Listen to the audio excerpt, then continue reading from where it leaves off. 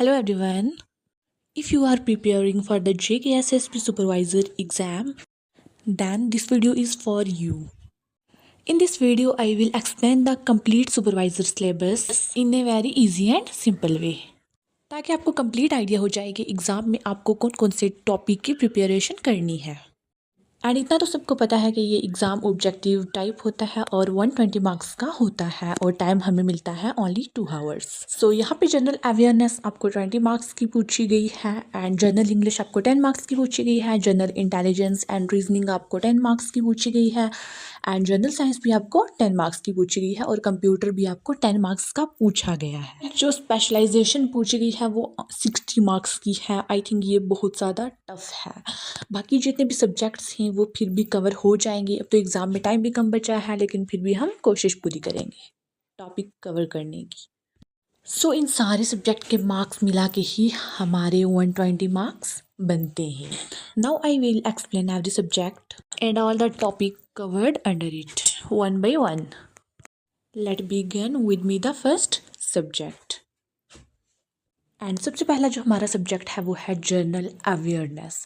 ठीक है, इसमें हमें बहुत सारे टॉपिक पूछे गए हैं, जैसे इंडियन हिस्ट्री के बारे में, कल्चर के बारे में, फ्रीडम के बारे में, करंट इवेंट्स के बारे में, और भी बहुत कुछ इसमें पूछा गया है। Political and physical division of India के बारे में, इन्वायरमेंट के बारे में, जम्मू एंड कश्मीर के बारे में, history, geography, Jammu and Kashmir की इकॉनमी, बहुत कुछ पूछा गया है। सो जनरल इंग्लिश में आपको टेंसेस के बारे में पूछा गया है, rearranging of jumbled word sentence के बारे में पूछा गया है, नरेशन के बारे में पूछा गया है, मॉडल्स के बारे में, आर्टिकल्स के बारे में, सिनोनियम एंटोनियम के बारे में, पेयर्स ऑफ वर्ड्स के बारे में, यूजेस ऑफ प्रीपोजिशन के बारे में।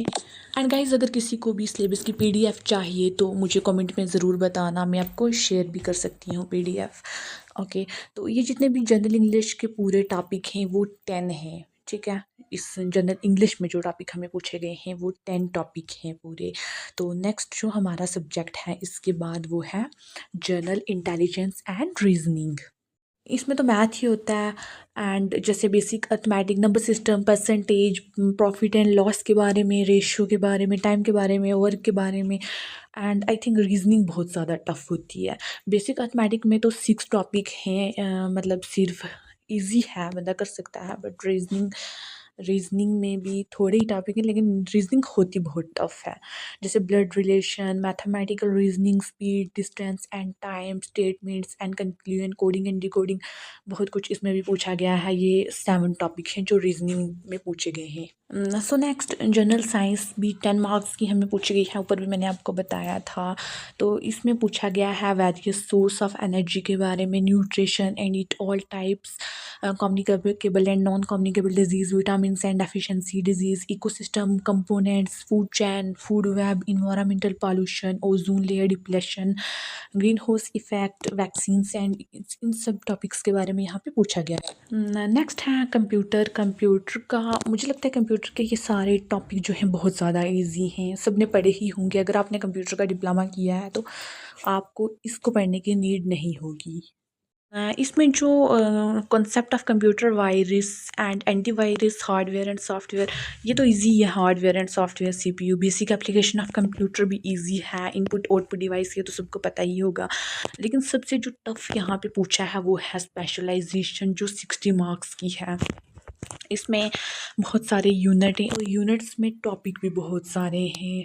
ठीक है, सोशलों में ऐसे भी बहुत सारे, मतलब सोशलों का सिलेबस ही बहुत लेंथी होता है, तो ये तो इसमें भी बहुत ज़्यादा, आई थिंक बहुत ज़्यादा सिलेबस पूछा हुआ है इन्होंने। तो स्पेशलाइजेशन के भी जितने यूनिट यहाँ पे पूछे गए हैं, यहाँ पे आप देख सकते हैं कौन कौन सी यूनिट हैं। एंड अगर आपको किसी को भी सिलेबस की PDF चाहिए तो मुझे कमेंट में ज़रूर बताना। एंड हमने इस वीडियो में सारा सिलेबस डिस्कस किया है कि कौन से सब्जेक्ट में कितने टॉपिक हैं और किस किस चीज़ के बारे में आपको पूछा है। यहाँ से देख के आप प्रिपरेशन स्टार्ट कर सकते हैं। आई थिंक बहुत सारे बच्चों ने मतलब प्रिपरेशन कर भी ली होगी बहुत सारे टॉपिक्स की, एंड जिन्होंने नहीं की है वो भी अब अगर स्टार्ट करेंगे फिर भी ये टॉपिक पूरे कवर हो जाएंगे, क्योंकि अभी एग्ज़ाम की जो डेट है वो नहीं निकाली उन्होंने।